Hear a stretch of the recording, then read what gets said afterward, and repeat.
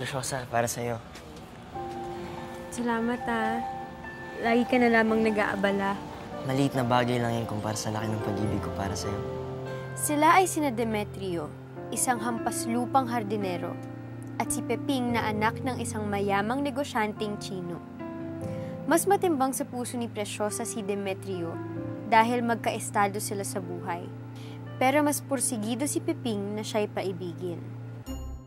Ang labis na ipinagtataka ni Preciosa ay kung bakit sa tuwing humaharap siya sa usapang pampuso, ay lumilitaw ang isang mahiwagang babae. At parang may gustong sabihin sa kanya.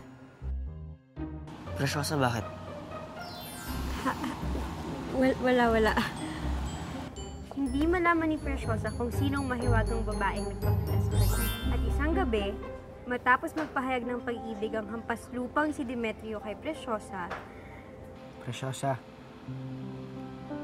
hindi man ako karapat-dapat sa pagmamahal mo. Wala man akong kayamanan pero meron akong tapat at wagas sa pagmamahal. At tanging yun lang ang maaalay ko sa'yo. Dahil walang katumbas yun, Preciosa.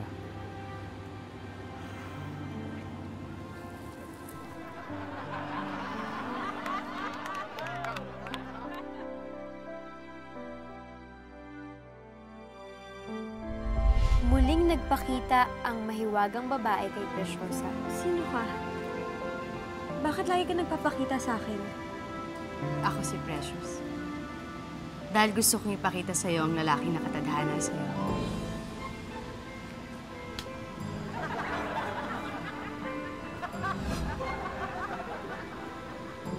Siya.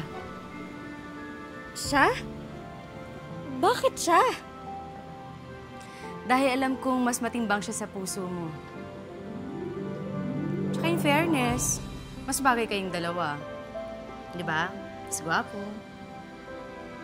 At pag hindi kayong nagkatuluyan, mawawala ako.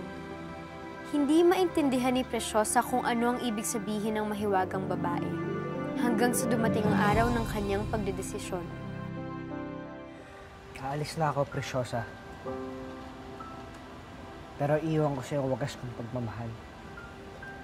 Dahil gusto kong maging karapat-dapat sa'yo.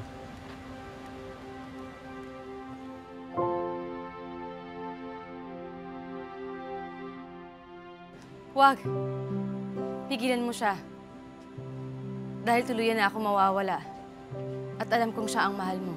Itatakda ko na yung pag-isang dibdib natin sa lalong madaling panahon. Mahal kong Preciosa. Pigilan mo siya. Huwag! Huwag ka makinig sa kanya. Huwag mong tanggapin. Sa huli, ang itinitibok ng puso ang sinunod ni Preciosa. Preciosa! Hindi dahil sa iyo ang inuutos niyang gawin ng mahiwagang babae, kundi dahil yun naman talaga ang sinisigaw ng kanyang puso. Preciosa! Bakit?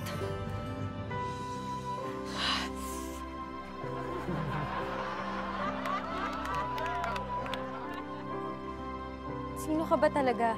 Ako magiging bunga niya sa pagmamahalan niya ni Demetrio.